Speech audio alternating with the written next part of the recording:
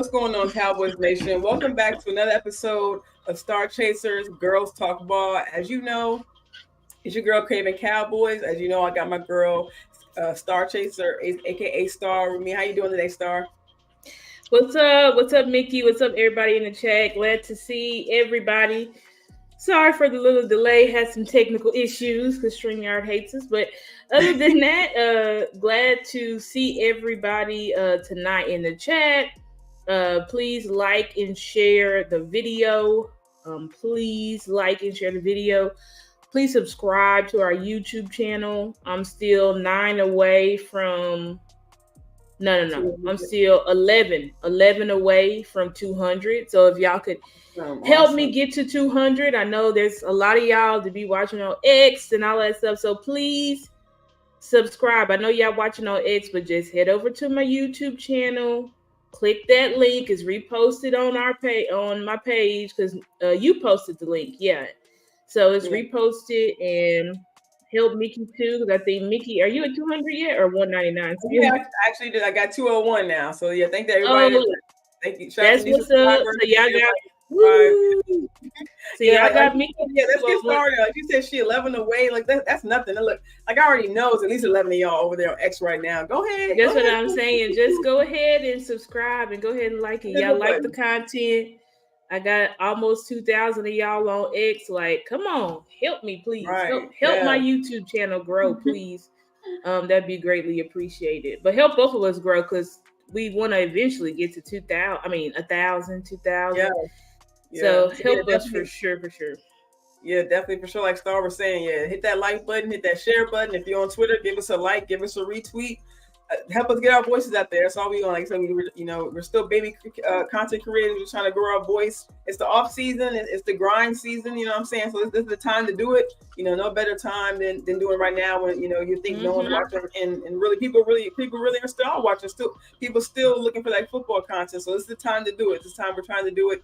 And like I said, just trying to grow our voices. So thank you everybody joining us on this Wednesday evening. Before we get too deep into the show, I was just kind of rewatching the intro before we get into the show, rewatching the intro to our show Star. Let's just be honest, y'all. Like a lot of those players that's in the intro are really not going to be here next year. So it's going to have a whole different look.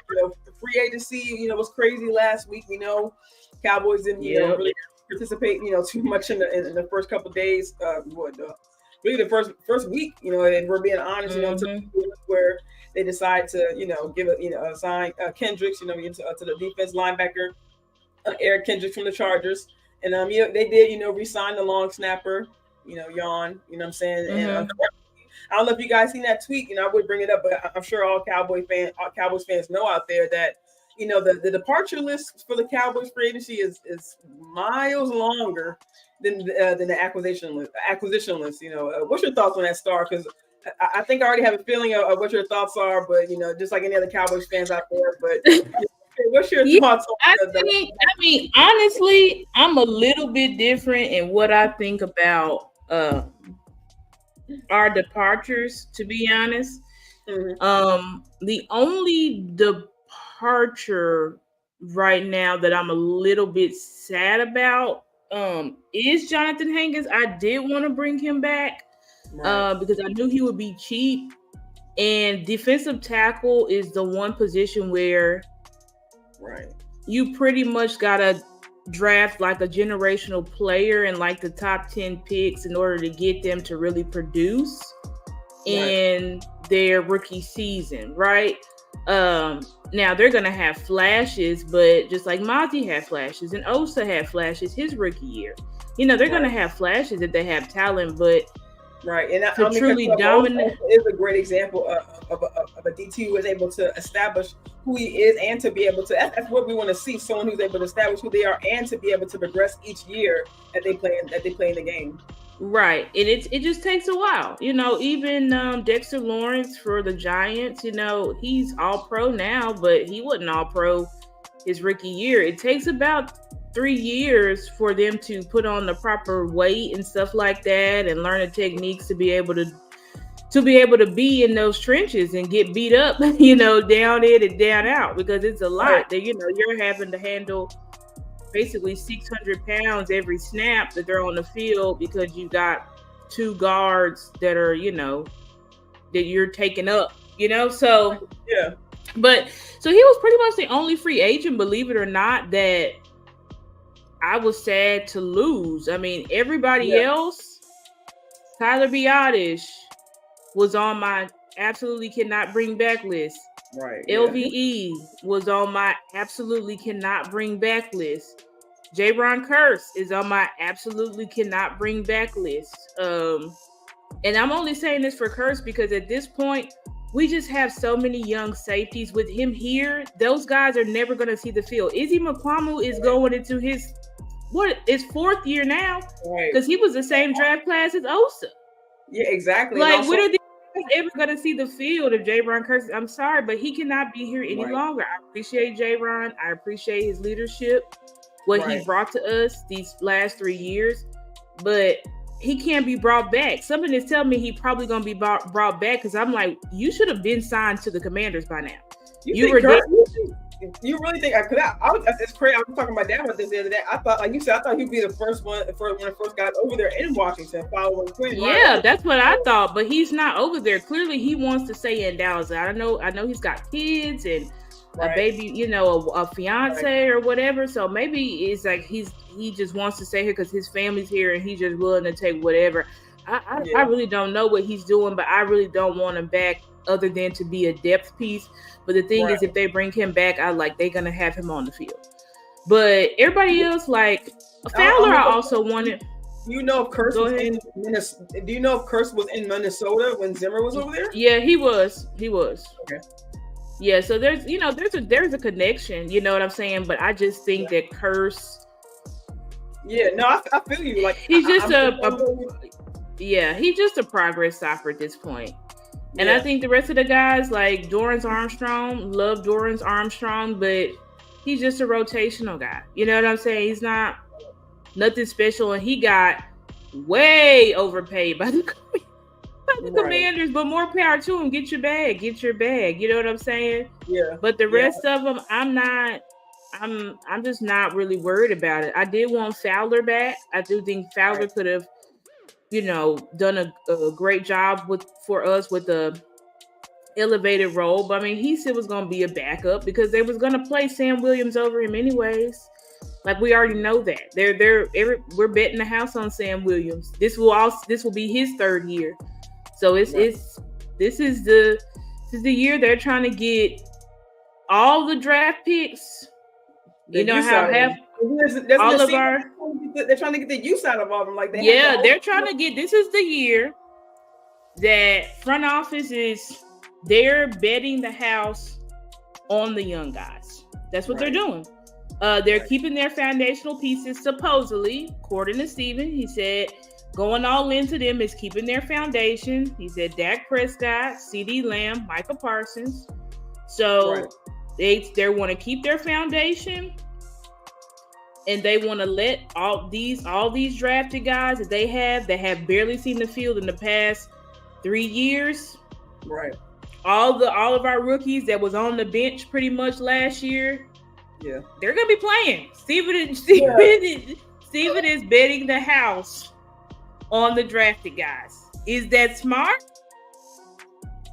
We don't know, and I will say this too, like, there's still a lot now, not in the defensive tackle realm. There's not a lot of veteran D tackles left. I'm not gonna sit here and lie to you because I looked it up on Spot Track. I can show y'all. Can I share my screen on this thing? You should be able to. It should be like right where at the bottom where it says. Let me see if I can actually do it. If it don't let me do it, I gotta do extra shit. I ain't doing it. Yeah.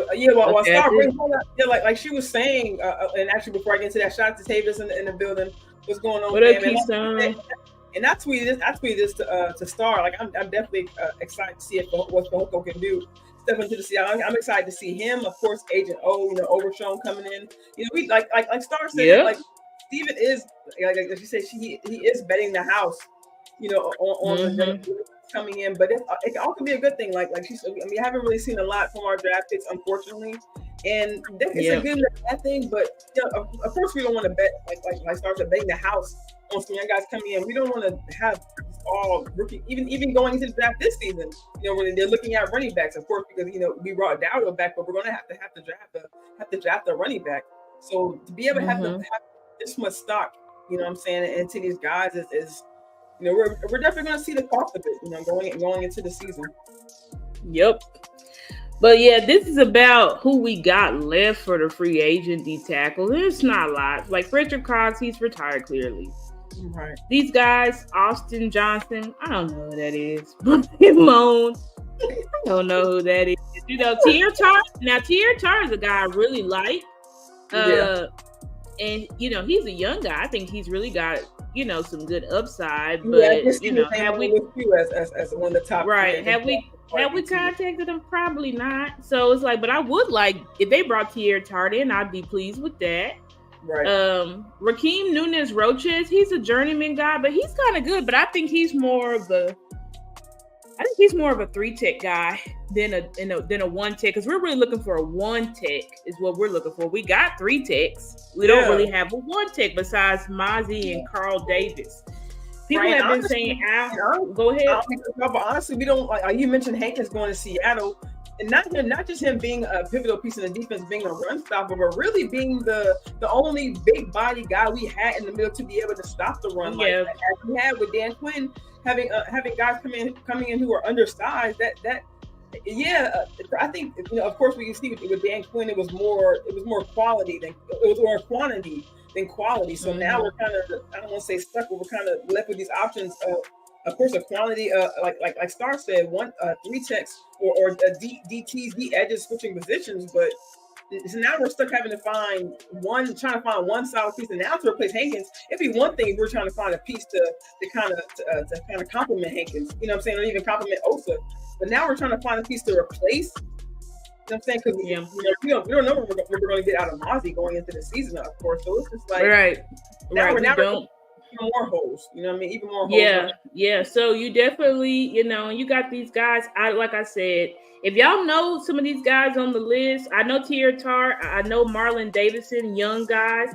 These are guys, but I think even Marlon Davidson, I think may be let me look up real fast. Marlon Davidson's wasn't Nunez Roches, wasn't he on the Bucks when they he was on the Bucks, but then he was on the Bucks at the beginning of the 2022 season, but it looks like here that he was actually on the Giants this past season. Okay. But I like Raheem Nunez Roches. I'm gonna look up the weights of both of those guys, Raheem and also Marlon Davidson, to see if those would even be like formidable guys. But, you got people like Will McClay will go and get somebody from the USFL and they'll turn out to be good. I'm not too concerned because they're doing it's combined now because they combined the USFL and the XFL league. Right. So, but there's some guys that after this season, NFL teams will be looking at. And, we've hit gold. We've gotten 2 All-Pros from the USFL guys. So this is the things that we have to look at. Y'all know, if y'all been following me on X, I in no way caping for the front office. Y'all done put out ideas about boycotting, what we can do. Well, my version of boycotting, so read my post, is pinned. But I've done this because I'm like, we're not just gonna buy into the BS. But the facts of the matter is it's still a lot of free agents left. I went through and looked at the cornerbacks, wide receivers. There's a lot of free agents left, guys. There's a lot. And there's players that are worth a damn, not just trash. You know what I'm saying? Right. So that's will a great will point. the Cowboys get go ahead, Mickey. No, I was just gonna say that's a great point that you bring up, Star. That's actually something we actually discussed off camera about necessarily, like you said, like we just spoke about not too long ago about the Cowboys not necessarily hitting in last year's draft, and that's kind of what the Cowboys have really hung their hat on, really being draft guys, drafting and developing. And me and Star and also Jazz, aside the bitches love sports, we spoke about what the Cowboys can now lay their hat on as far as if they can't hit in the draft. what's going to be their next moves? Like Star just mentioned, looking at undrafted free agents, looking at guys who weren't picked, of course, in the first 7 rounds, and they've been hitting on it. We kind of named off some players that they've gotten. TJ Bass, Marquise Bell. He came from HBCU, but he came on undrafted. They have other players, Rico, who they just unsigned, who just re-signed, who's undrafted. Yes, he wasn't necessarily a big name, but he's someone who's familiar with our scheme, and he didn't necessarily get all the snaps, what I think he deserved last year, especially with the Taylor scheme. So I think it'll be exciting to see what they, like Star just mentioned, to see what they can do, looking at undrafted free agents and looking at some of the guys who may not necessarily, like Star spoke about, just guys who may not always be on everyone's radar.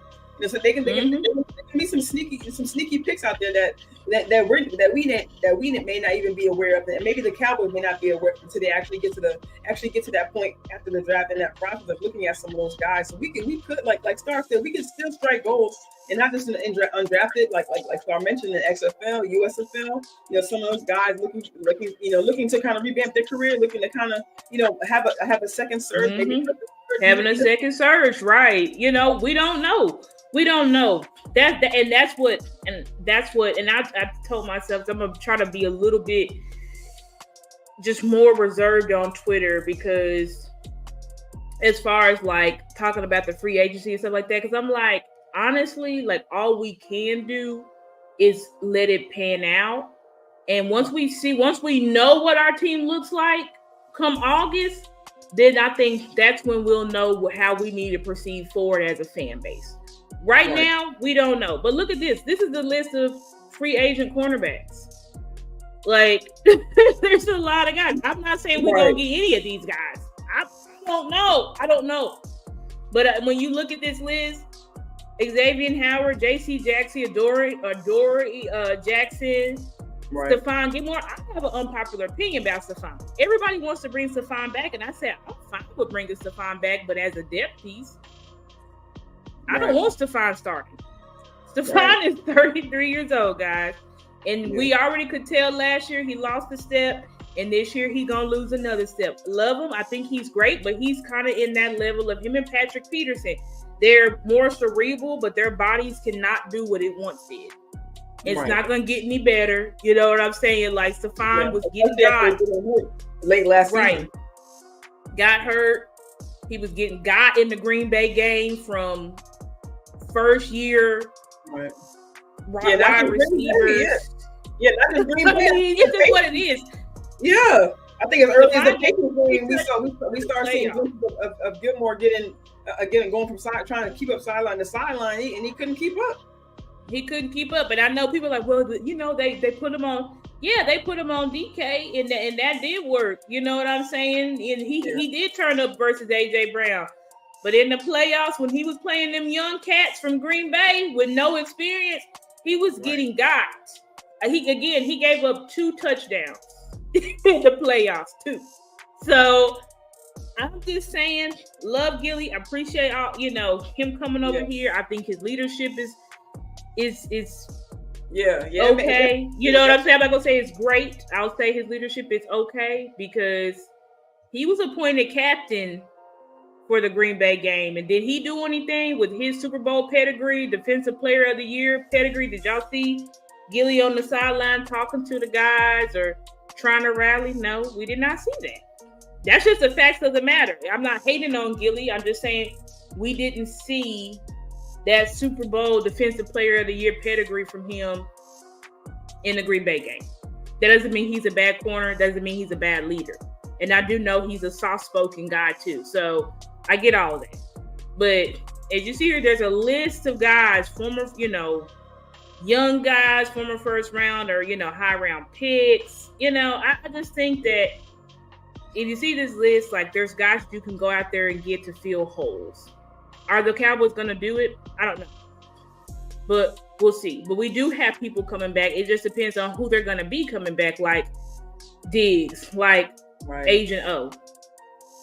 I don't know. We hope that they're great. They come back. Of course, they're going to be a little bit, it's going to take them a while to get in the swing of things. But, it does help that both of them got hurt at the beginning of the season. You remember Agent O got hurt in preseason. Diggs got hurt week 2 of the season, right before the Cardinals game, which was week 3. So, I don't know, guys. Well, I think, with these free agents, it's just something that we have to see. But Will McClay has not really missed on bringing in free agent, undrafted USFL players. He hasn't missed yet. Maybe he'll miss this year and we'll be dead to rights. I don't know. Right. I mean, we're really looking at some real Russian roulette going into the season in 2024 with the Cowboys. It's like, and before we get at least, even before everything just kind of imploded in front of our faces, we could kind of go on. We kind of had like a base to go off of. Okay, we had a certain amount of needs that we knew we needed. We wanted to stop the run, and we wanted to improve our run game. So we had to improve running back, and of course beef up our defense.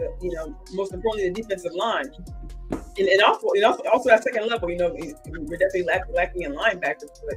Going into the season now with so many free agents going on, that's not necessarily saying that these free agents were stable pieces, but at least before we had depth pieces, now losing those depth pieces, now you're looking to try to plug those holes and trying to looking for second plugs for those holes when the first ones go out. So it's you're kind of looking at more holes, you're looking at more problems, and you're looking at new staff.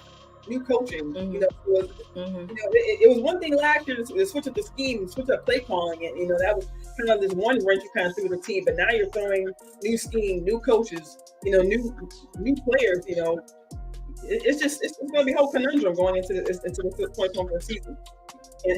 I think they definitely got a task, but. A lot of, I will say it again, all the players that we lost, in my opinion, including Tyron Smith, like those are players that some of them should go, some of them needed to go, and some of them could go. Like you can go, you know what I'm saying? So that's just how I feel about it. Besides Hankins and Fowler, those were, and J. Lou or Gilly, those are pretty much out of that long list of free agents that we had. Right. That was pretty much all I cared about bringing back. So. I don't know how other people feel, but we definitely got depth. But the fact of the matter is our depth is young, and that's why people say you got holes, because they're saying these guys have little to no experience. Right. Yeah. But Stephen Jones is betting the house on these young guys. But another thing, so we talked to y'all about free agents, so that's where our head at is regarding the free agents and what this team is looking like right now. There's a lot of people going around. We're gonna be 8-9. We'll be lucky to win. 9 games next year. I don't know. I'm not gonna be saying all of that because we thought that same thing in 2022. We said we was tanking. It was wide receiver by committee again. Dak was hurt. I mean, I remember game 1 when Dak got hurt. I said season's over. Season's over. Then we end up winning all the games and making playoffs and going deep in the playoffs. It was weird, but I'm just saying, like, guys, we just don't know. That's the reality of our team. We're a weird team. Right. We're a very weird team where it looks like we should suck. We're going to win 5 games next year, and then we somehow go to the playoffs and blow teams out. But I don't know. Without our quarterback, and that's what we're looking at now. We're going through the season talking about Dak leaving the team, so we're definitely in a different state of mind as far as looking at our team. Yeah, that's another thing too. That's nothing we should talk about. We didn't have it on this list, but how Dak approved the team of doing those voidable years, basically having him on the books till 2028. Which is a good sign that he's likely going to be re-signed, because if you're trying to get rid of a quarterback, you don't extend his money, and you guarantee that you got to pay Dak Prescott $40 million next year. You know what I'm saying? So it's all pointing signs, and from hearing from Steven say that he talked to Dak. Y'all remember last week I said Dak needed to have a sit-down talk with Jerry and Steven. It looks like Dak had that talk with Jerry and Steven. So we'll see what happens. I don't really know what's taking so freaking long, though. At this point, they're working together, but I'm like, I thought the news would have been out like Monday. I thought they were going to hit us on Monday. Dak Prescott extended, but I don't know what they're doing. That's the thing. Like, no one knows what the Cowboys are doing ever. You know, like no one knows. No one knows. No one gets it. We just can go off of what it looks like. It just looks like they're going to bet the house on the drafted guys. That's what it looks like. They're betting everything on the drafted guys. And we know, and like Star mentioned earlier, we don't know, how it looks. We don't know what they look like last year in practice. Maybe maybe the Cowboys see something in these young players. In practice, we didn't get to see them in games, but we never got to. And granted, they may have been running maybe running second team with Trey Lance or even Cooper Rush, but like maybe I mean we have to see these guys eventually, right? Like we didn't necessarily want to see these guys at the same time all at once, all starting. You know what I'm saying? But eventually we're going to have to see what we do have, and unfortunately it's going to come at a time where we like I said earlier, it's going in the mix of new scheme, new coaches, all that.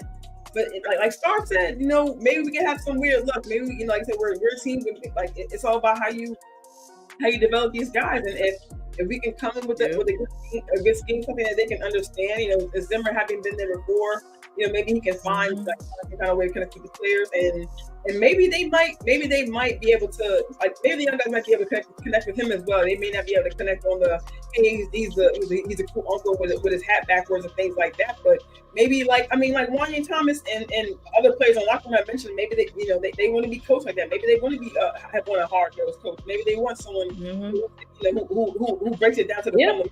Maybe they need to learn those fundamentals first, so that way they can be able to progress in the game of football, not just on the field but mentally as well. Maybe they have it physically and just need that just kind of that mental kick in the ass. Just kind of get them more involved. And it's also just gonna take the players. The players really got to step up with leadership. Right. Yeah. You're gonna have to win. You're gonna have to win in spite of the front office. You know what I'm saying? Just like Troy said, when they won the last Super Bowl, we gotta win in spite of the coaching. Right. We gotta win in spite of the front office. And is it likely? Probably not. You know what I'm saying? Right. But doesn't mean it's not impossible. Doesn't mean it cannot happen.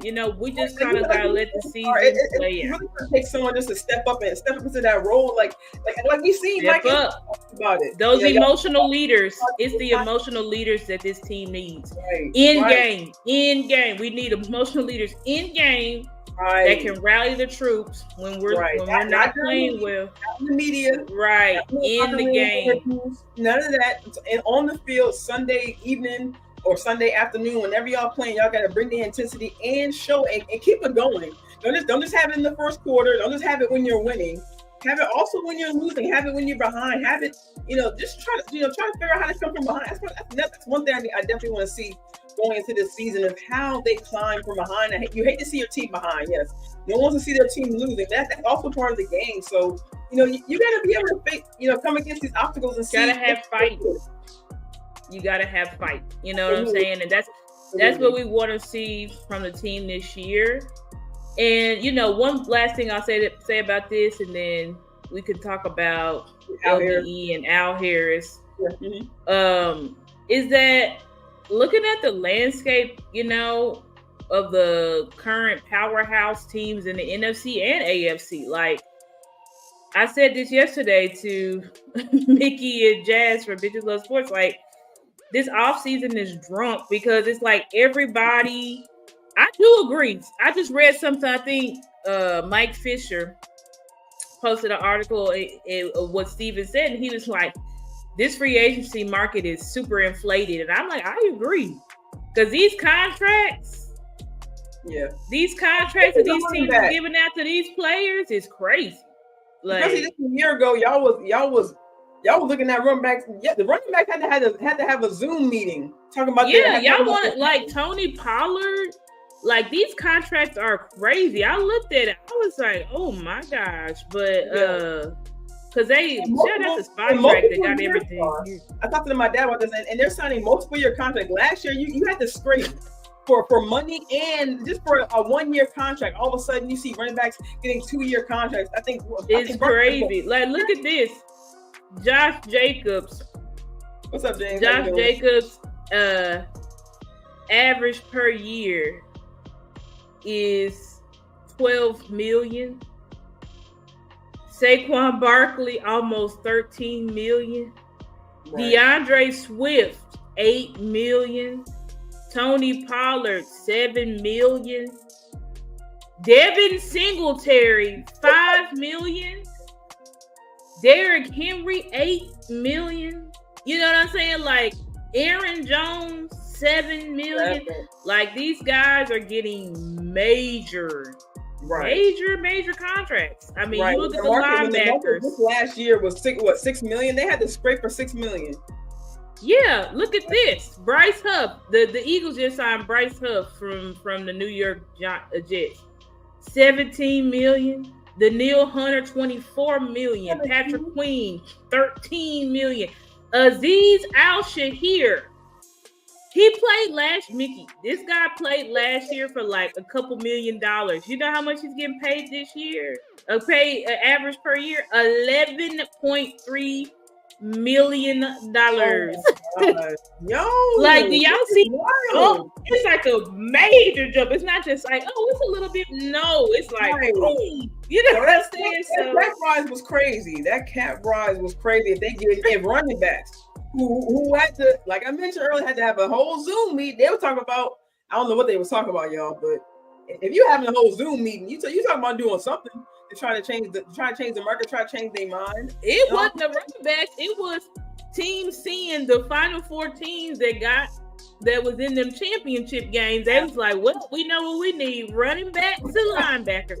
It's crazy how the NFL is going backwards. See, first it was this, they had moved to it's a passing league. But now, look at these contracts that the linebackers and the running backs got. If anything, that should tell you teams are going back to running the ball and being able to stop the run. Absolutely. The defensive tackle contracts. I mean, I can keep telling y'all the numbers, but I want to move on. But it is inflated. There's a lot going on. These teams just drunk. Everybody just spending and blowing money. Will it work out for them? I don't know. We'll see. And another thing that we're doing that Star, we talked about this last night too. We talked about how, we talked about microwave success, that quick success that they want. They want to sign players because they see the Chiefs, they see the Bucks. In previous years, they see them. We see who were the Rams signing multiple players to try to beef up their team. So they're kind of trying to follow the trend a little bit. But guess who's not following the trend? And I mean, and we'll see. We'll see if it works out for you never like Star said, like we're a team. You never know what could work for the team. Not signing free agents could work, but we're definitely going to see that this year. You know what I'm saying? We're going to see it this year because I don't think we've seen a team. Even when we've had like wide receiver by committee teams, we've always had free agents. Now they've been bargain based free agents. You know what I'm saying? They've been bargain in. Last year was probably the best free agents we got. Right? Or they weren't even free agents; those were trades. You know what I'm saying? Right. So exactly. But this year it looks like and we're gonna have to get free agents, guys. Obviously, like Will McClay's gonna get some guys from the USFL. They're gonna get some guys from the NFL free agency. They just not doing it right now. I think they are doing what we don't want them to do, which is going to the draft. They're going to draft the guys, and then they're going to say, okay, let's see the holes that we need to fill, and then they're going to start signing a bunch of guys to go to camp. That's what they're going to do. Right. I don't really see them signing any more free agents right now, and it looks like teams are not really signing many free agents right now. Everything is completely slowed down. So exactly. Everybody now is like, all right, we got our guys that we think we needed to get right now. We're going to head into the draft. Yeah. We'll see who we get in the draft. And then whoever we don't have, then we will start signing the rest of these guys that are left in the free agency. So we'll see what they roll out. And depending on what they roll out, that's we're going to have a plan for that. But in good news, Al Harris was promoted to assistant head coach. So congrats. I wish we had sound effects, but we don't. But congrats to we on the way to that, y'all. We're gonna get it soon if I can figure out my interface of having my stuff through my other database, and we could have like sound effects, stuff like that. But shout out to Al Harris becoming head coach. Mickey, what did you think about him? I mean, not head coach, sorry, assistant head coach. Yeah. Oh, sorry, we jumped ahead. LVE retired, guys. I know y'all already know that, but shout out to the Wolf Hunter retiring. Yeah, I even tweet on Twitter. Like I don't know why I felt like it had been like he had been here for like 10 years. It literally felt like 10 years to me. But they say he's only here for 6 years, and so 6 years. That's how we got him. Yeah, and it's very sad because looking at his 2018 season, you just could see all pro, possible Hall of Famer, but and his body couldn't do it anymore. Yeah, exactly. Someone, especially a player so mentally sound as LVE, that's all you really heard about him from the team, from the coaches to the players. That he had the mental side of the game down. You know what I'm saying? He could tell you what they want to. You can look at the other side of the ball and tell what they're going to call. He was the green down of the defense, so he didn't move guys around. Put guys in position and be able to go from there. So, but as Star just mentioned, like you said, salute to him. But it's definitely unfortunate because this game is definitely a dangerous game, and it can get to the point where some of these guys have to make that decision. Going forward, looking at their future, and like Star said, like just him having his time here was important for the Cowboys, but also for him because he was able to have that 2018 year, and he was able to, his teammates continuously lift him up. He always has that encouragement. And they even still want him in the locker room, and the Cowboys, hey, give him a coaching position, have him somewhere on the sideline. Even I would love to have LVE, just like we wanted Sean Lee back for a coach. I would love to have LVE back as a coach. And honestly, when you hear Micah and Wanye and everybody talk about it, because they knew that he was going to retire, but they were just waiting for him to announce it. These guys love LVE. They love him. They think he's not only a brother, but he was a leader on that field. And we have to be honest, the defense without LVE looked totally different. Not saying that LVE was a thumper and he flew down. I'm not saying that, but he had guys in the right position. Right. And we even saw that prior to him going. We saw that in the year prior when he went out just before the playoffs. Yes, we definitely saw that. We definitely saw what the defense looked like without LVE. And I always say, regardless of what you want to say about LVE, in the the important games of the year, both of them was against San Fran. He had his best games. Right. So he was a guy.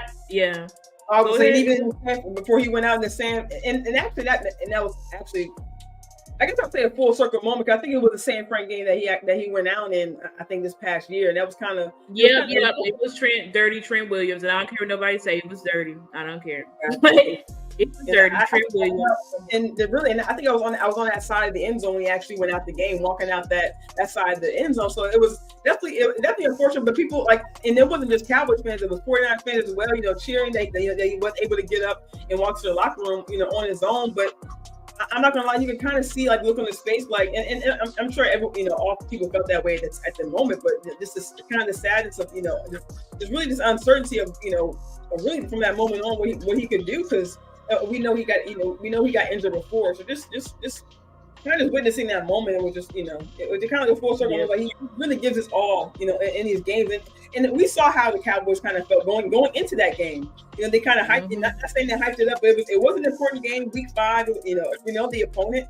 So just seeing that, how much these guys that we hoped had got up for the game, and just seeing kind of go down in that moment, it was just just kind of man, he really gives his all for the team, not just in certain moments, but it was unfortunate that later in his career that he started kind of making, I guess you call it business decisions where he didn't really want to make those hits, but just still having the impact up until his last play, still having that impact on the team.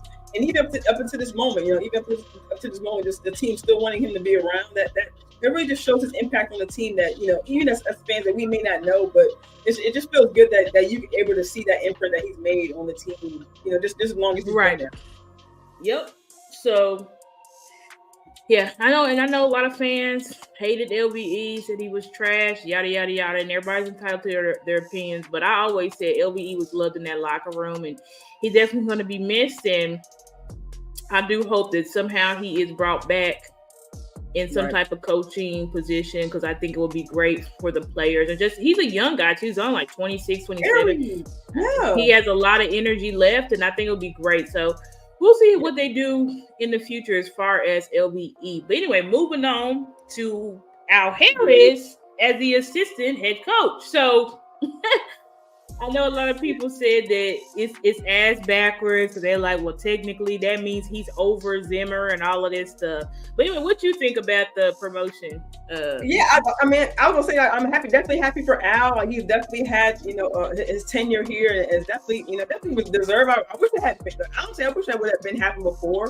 You know what I'm saying? And especially with Quinn being here, I don't know if he would have been assistant to Quinn or McCarthy. with Quinn being here, not sure if they would have put Harris over Quinn. But I just like that he's able to get that recognition. Maybe that's what they told him, so that he wouldn't lead the team. I'm saying that, it stands to be, just putting that out there. I'm sure, other people feel the same way. It's just like, I'm glad they kept him here, honestly, because that, kind of like how, we lost, we didn't lose stable pieces, but Hankins, to me, in my opinion, Hankins was like kind of a stable piece of our defense. I would have had that kind of like that gut-wrenching feeling if Harris would have left. You know what I'm saying? Like, I would have been like, okay, well, he's a very important piece of our defensive staff, and we see how close he is with the guys.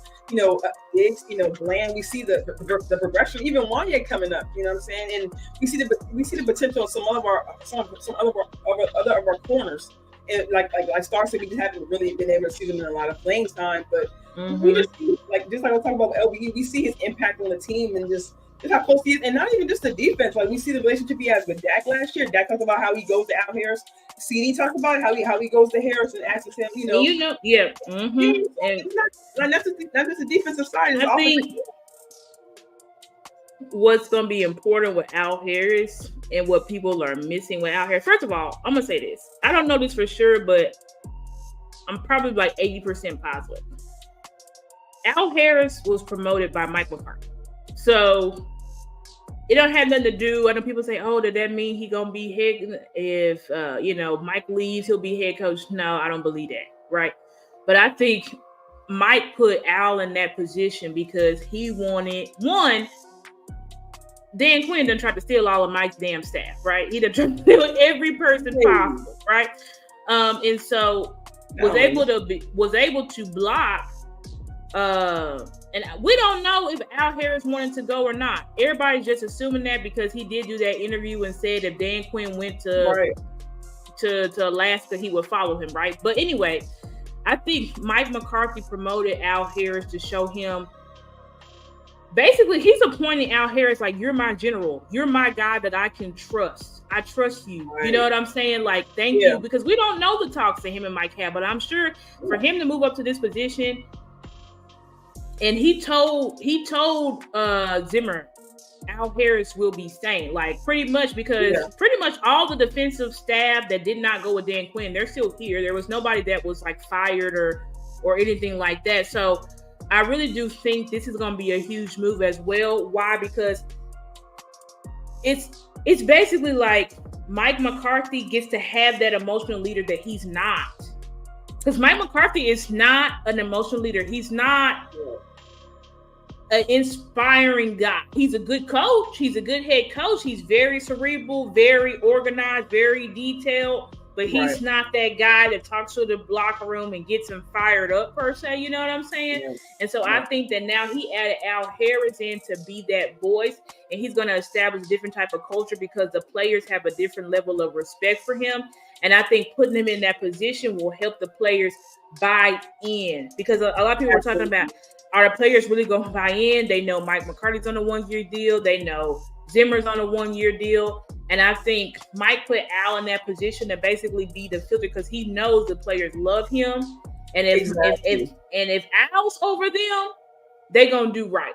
You get what I'm saying? Right. See, if they just had Zim, maybe they wouldn't, because they'd be like, you may only be here for 1 year. We ain't gonna pay attention. Yada. So now he's got, and Zim has Al now to be that liaison between him and the player. So I think it's a great move. That's what they already have a rapport with Harris. Like you just mentioned, they already had that relationship established because they had the I think it's called the across the hall where the offense and defense kind of get together. Across the hall. Mm-hmm. Yeah, so Harris really, already, I'm gonna say already over the offense, but they already had that relationship with them. So even taking up that leadership role, like Star just mentioned, like they already had that respect for him. They already know, really, what he's about. Like Star just mentioned, he already has that energy. So like now having the official position, he's able to be in that locker room, able to be in that position, able to talk to these guys as the assistant. And that like Star to hopefully be able to put more fire to these guys. They already have, I'm sure they already have fire. I know they come into the game already, playing as they are, but it's being able to instill more fire to these guys, instill more passion. That's really what we're longing for as fans. Even like Star said, not even just on the field, on the sideline. We just want to see some passion.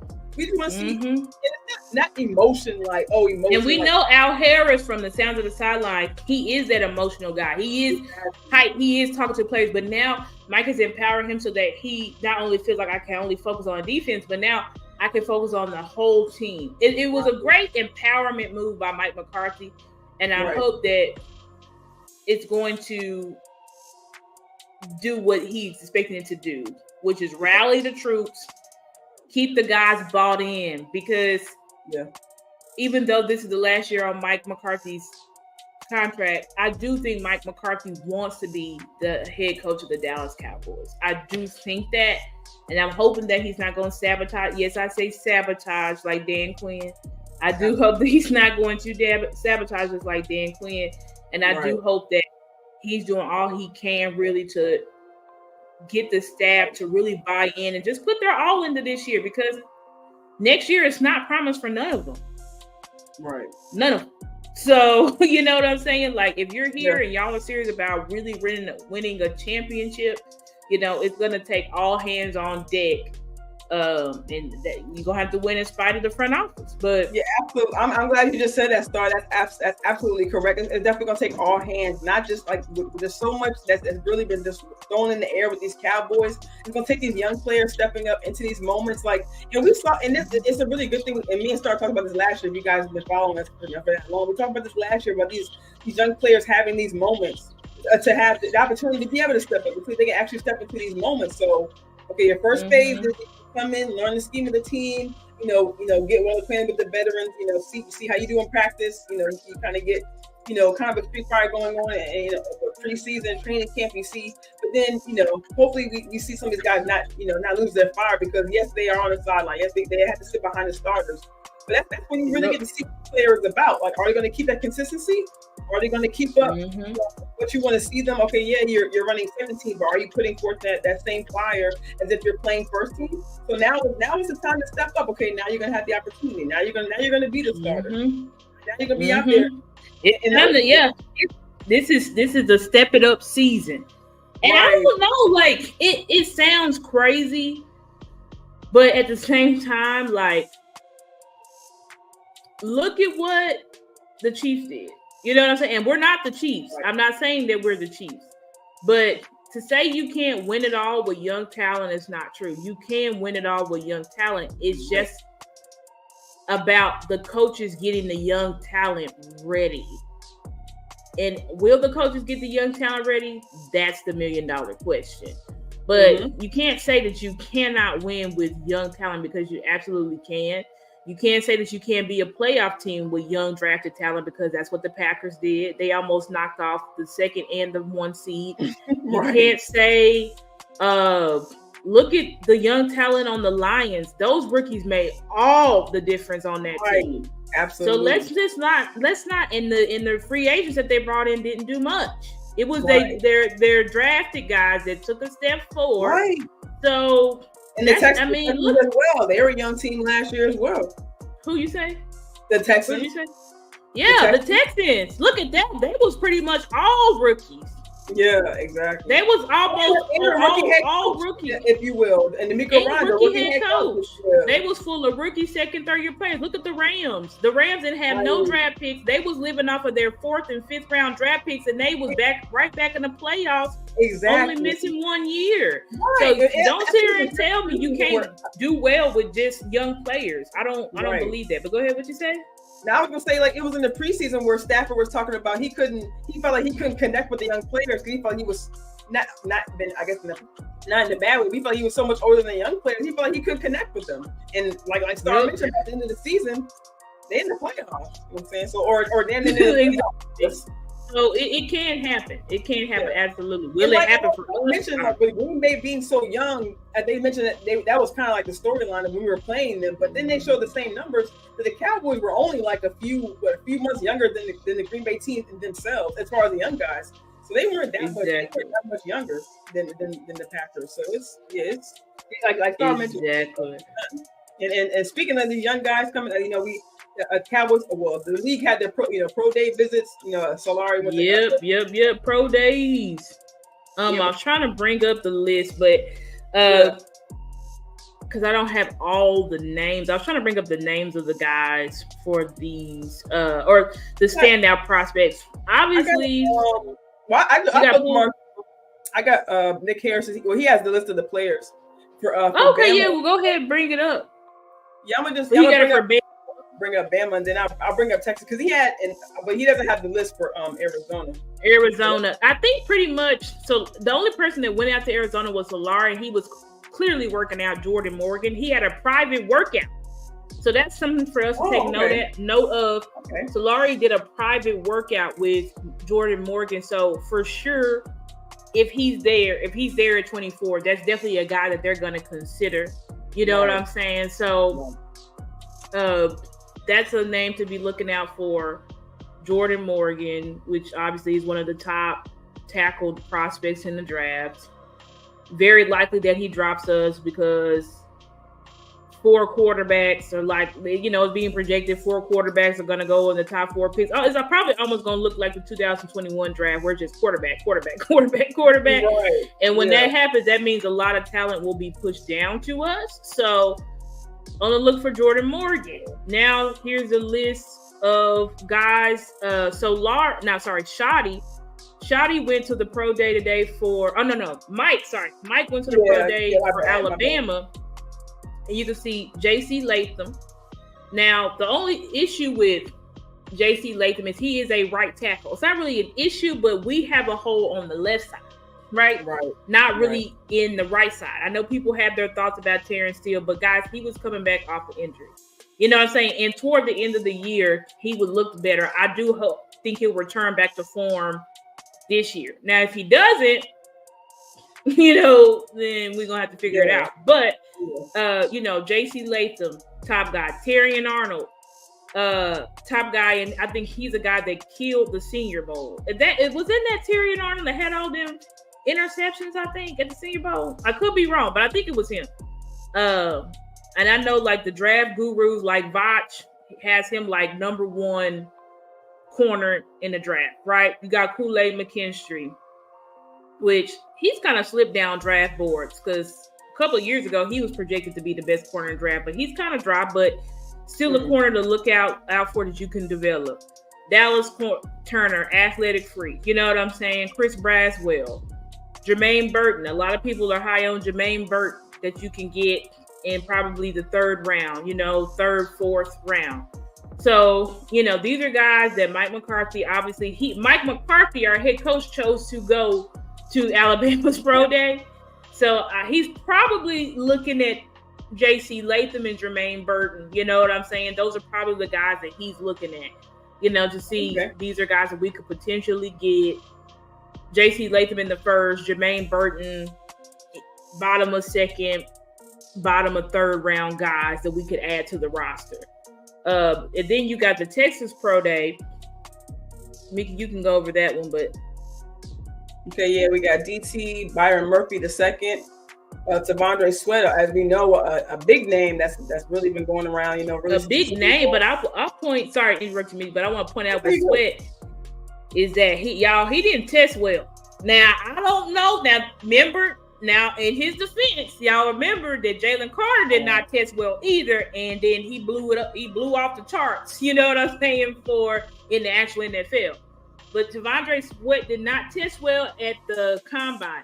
Now, oh wow, I didn't know that. I don't know how. His RAS was terrible. like real bad. Now I don't know how he did on his pro day. Maybe he did better. They haven't yet released that to see like what he did on his pro day, how he looked out there. But that's a little question mark on Tavondre. Now Byron Murphy, obviously, killer 3-tech. You know what I'm saying? So that's a guy that could possibly fall to us. Yeah, Xavier Worthy, wide receivers, Xavier Worthy, Adonai Mitchell, running back Jonathan Brooks. Of course, they that's supposed to be a big name that the Cowboys are looking at. They said he has a 30-visit schedule with them. That the Cowboys took care of, the Cowboys medical staff took care of his surgery. When he was going through his injury, linebacker Jalen Ward and wide receiver Jordan Whittington. They said are among some of the draft schedules. And Nick Harris. These are. I'm sorry, I was going to say Nick Harris. Nick Harris. Tweet these out. If you guys aren't following him on Twitter, make sure you definitely follow him. He's definitely big. Him, Nicole Hutchinson, Aisha Morrison, definitely some names who are big in the draft community, especially during this time of year. And make sure you guys check out the draft shows. Well, I didn't catch it this week, but make sure you guys check out the draft show through the Dallas Cowboys YouTube, or also through DallasCowboys.com. They offer a lot of information. A lot of information. So check out the draft show. Check out the draft show. The Final Word Draft Show with Boss Cowboy, J Tuck, DMV, Big Game Law, the OC. Check out that every Thursday. Check out Vosh Lombardi's channel. Him and Brian Broaddus every Friday have been breaking down prospects. So definitely go around. J Tuck has been doing videos and stuff on prospects. So definitely go and look at those guys. We shout out all these content creators and the DallasCowboys.com people to look at, these draft guys so that you can get up to date and get information on these guys. You know what I'm saying? Like Mickey and I, we're not draft gurus. We're looking at the prospects and we're still developing, our insights and stuff like that on the draft and projections of these guys and stuff like that. But we just wanted to be able to put out that information, let y'all know kind of what's going on. And these are names that y'all should be looking out for, because obviously when we go to the pro days, when the coaches and the coordinators are going to the pro days, like we need to look at that. I don't know if especially when they don't go to the senior, they're not making the trip to go to the Senior Bowl, but when they actually making the effort to go to these pro days and actually start getting their, start trying to get their game plan going. Now, I wonder if do you know if Zimmer's going to attend in these pro days, or that's what I was just about to say. They have not announced it yet if Zimmer is going to a pro day, but if he chooses to go, they will announce it. And y'all need to be looking at that as well, because that's going to give you a hint. Whoever pro day he goes to, whoever he's working out privately, y'all remember Dan Quinn would do that. Dan Quinn worked out Sam Williams privately. We drafted Sam Williams. So whenever you hear about private workouts, right, whenever you hear about one of the coordinators or head coaches going to these pro days, you need to be looking at that school and seeing who are the prospects there, because 9 times out of 10, somebody from there is likely going to be on our roster going into the 2024 season. So definitely looking out for those prospects. And then I was able to pull up so far the confirmed 30 visits that we have so far is Edgerrin Cooper, who is a beast, one of the top linebackers in this draft. So you got Edgerrin Cooper, Brandon Coleman, which is an offensive tackle out from TCU, and then Travis Glover, which is an offensive tackle out of Georgia State. And 30 visits, guys, are super important. So I'm giving y'all, and I'll share my screen so y'all can see these names, but y'all want to start, when the 30 list visit starts to be formed, those are the players that you really, really, really want to look at. Because and also, I'm gonna cut you off there, but also I seen an article earlier today, actually written and released by Mauricio Rodriguez as part of A to Z Sports. He actually said that another player, linebacker Trevin Wallace, is actually scheduled to have a top 30 visit. Had a draft with the Cowboys. You said Trevin Wallace? I believe so. Yeah. Okay. You probably got to stop sharing your screen so I can show this. Let me see. I'm gonna get it to click on. Here, there you go. Okay, so yes, these are, and so like Mickey said, add Trevin Wallace, but these are the guys right here that we're looking at. And so look at the 30 visit list, guys, because, and this is from Pro Football Network. You look at the 30 visits because, again, the 30 visits give you a further insight to who we're probably going to draft. Like DeRon Bland was a 30 visit. You get what I'm saying? So you look at these guys so that you can kind of get an idea of this is who we are looking at. This is who we want to look at further in depth. So I'm definitely like these two offensive tackles. I'm gonna take a look at them because obviously those are probably guys that we might get in the later round, like the 5th, 6th, 7th round. So definitely want to look into these prospects for sure. I don't know. And I'm surprised. I'm actually surprised to see some of these names because sometimes that's what really could be throwing me off about the draft. Is I'll be looking at certain names. Like I was maybe looking at. I thought maybe they had an eye on Zach Frazier. You know, even. I mean, I know JPJ would go early, but like we mentioned earlier with JC Latham, I figured name like that would be on the list. But even these 30 visits, like sometimes these are guys that I'm not even familiar with. So like, right, it's guys that you don't even know. It's guys that you don't even know. That's why I'm saying look at the 30 visit list because of course there's the popular names, but then you look at the names of those who they're actually taking time to do personal interviews with, work out privately. Because that's like I said, that's going to give you a huge clue. And then also, he hasn't been confirmed yet for a 30 visit, but I do know that the Cowboys have been in contact with Trey Benson. Trey Benson right now is my number one running back in the draft, so they're definitely looking at Trey. Again, it hasn't been confirmed that he's going to be a 30 visit, but they did contact him, and I think they are planning on visiting with him soon. Has Florida State had their pro day? Let me see. I'm about to look it up. Jonathan Brooks as well. I know we mentioned him earlier, and Nick Harris tweeted out saying that Jonathan Brooks has a 30 visit schedule. It says that in his tweet he has one scheduled with the Cowboys, so it doesn't say when or if they when. Yeah, they definitely had They already had their pro day. I guess it was today.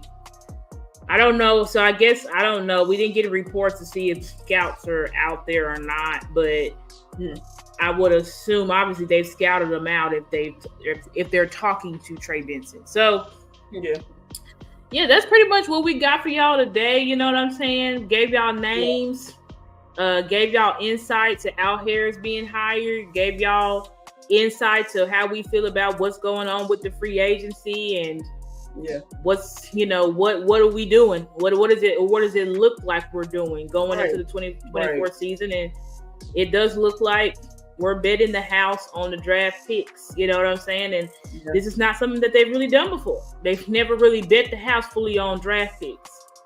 But I guess they feel like, because you've got guys that literally have just been sitting on the bench for 3 years. Exactly. Like, are you going to give them a chance? I hate that. Like, how are you going to be a draft and develop team, but you don't even, a lot of your draft picks, you don't even get on the field. Exactly. You know what I'm saying? That's been a theme for the past year, but also it's also been in previous years. Like we've seen in much salute to these guys. It's been previous years. But we've seen it with Zeke. We didn't see a lot of Pollard when Zeke was right. It wasn't seeing Pollard. Never saw Jabril Cox. Never saw Devin Harper. Exactly. Like, eventually, it's like, what the... Yeah, you have to leave these guys to being cut for roster cuts and not being able to see what you can get, especially draft picks. And that's surprising for the Cowboys. Like we know them to love their guys, but draft picks, right? But they were just cutting draft picks. Yeah, this year and last year they were just cutting the draft picks, and I'm like, it was shocking because we're this draft and develop team. We put all this stock into the draft, but then we just started just cutting our draft picks before they even got a step on the field. Which was crazy. So I'm not gonna say it started with Ridgeway, but for me, when I started paying attention, when I seen Ridgeway go, and I'm like, usually they hang on to a guy. Ridgeway, like that's the type of crazy stuff. And it's like, imagine, guys, if we had kept Big Bo and Ridgeway, we wouldn't be worried about DT right now. We would not be worried about it. We would say we got 3 1-techs on the roster right now. See you, Hankins. But it's because we done cut a lot of our depth, so we're like, what the hell are we gonna do? We can only feel it now with free agents. So I don't know. The fact of the matter is, we don't know. No one knows. There are people saying we're tanking. There are people saying we're rebuilding. There are people saying we're retooling. And it's all just going on what our roster looks like right now. But the fact of the matter is, we're not going to know until August. We see how this stuff is shaking out, how it's panning out. Right. And then we'll be able to better determine, how we going to look going. Yeah, hopefully once they get some of these contracts going. I just really want to see. I know the whole, talking point is Dak's contract, but I really just want to see CD's contract just being. Yeah, that'd be great if they could just get CD done, but there's been no talks at all about CD's contract. None. Like Star said, this is definitely not. I'm not gonna say uncharacteristic, but it's just definitely a weird, especially right now. This is a weird feeling. It's weird because usually, we sign our guys the first week of free agency, right? And we just didn't do it, so I just don't know. You know what I'm saying? Right. It's not Dak. Dak was never holding nothing up, so he was never. The Cowboys had all the discretion to change his cap hit and do all of that type of stuff, work out the extension. Right, Dak is working with it now, so it's just like, I don't know what the holdup is, but we'll see what they do in these next coming weeks. Yeah. We'll see what they do. Maybe we'll have new news, updates, next week for off-season convos. But that's pretty much all we got for y'all today. Yeah, we appreciate y'all rocking with us. You know what I'm saying? Like we mentioned earlier, we know it's the off season, but like I said, we gotta keep the grind going. Before you guys head out in here, like I said, we want to thank you for you guys' time. Make sure you guys hit the like button, hit the share button, hit the retweet button if you haven't just yet. Like I said, hit the share button if you listen to us on YouTube. Thanks again for your time. And hit our channel individually as well, not just one channel. And subscribe. Right, like on both channels. Subscribe, please subscribe on both channels. Share the content on both channels. Shout out to those who shared today. Who is it? Big Game James. Shout out Big for reposting it. Shout out DA Lee for reposting it on my channel. So just appreciate everybody for reposting and sharing the content. And hopefully, and y'all on Twitter, y'all gotta stop, or X, y'all gotta stop being what they call lurkers. Yeah, it's like 50 of y'all, but we don't got 50 likes on our video. Like, come on, man. Like, come on, man. Y'all gonna make me stop putting my stuff on Twitter. Exactly. Interact with the content. Like, what's the point of putting it on there if y'all not gonna interact? But anyway. Right. Yeah, just hit that thumbs up. Just give us a click. Even if you don't want to share right now, don't want to subscribe right now, just give us that like. Just give us that one click. And that'll really take us a long way. We promise you, it'll take us a long way. We appreciate y'all. Yep, we appreciate y'all. Mickey, I'm gonna head out as soon as we cut off, but love everybody. Thank y'all for rocking with us. Hopefully see y'all next week. Yeah. We'll see you guys next week. Enjoy your guys' night.